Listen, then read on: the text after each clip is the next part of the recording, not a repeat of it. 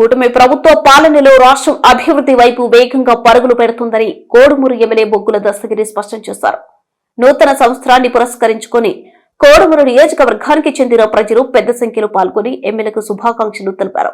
ఈ సందర్భంగా సాంప్రదాయ బొకేలు, పూల కుండీలకు బదులుగా పేద విద్యార్థులకు పెన్నులు, పెన్సిళ్లు, పుస్తకాలు అందిస్తూ శుభాకాంక్షలు తెలియజేయాలని ఎమ్మెల్యే దస్తగిరి సూచించారు.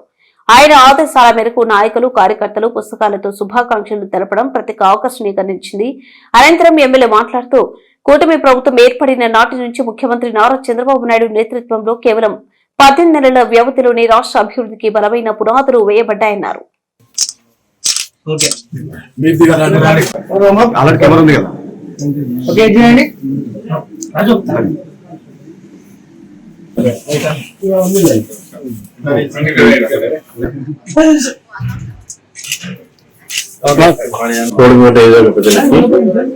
నూతన సంవత్సర శుభాకాంక్షలు.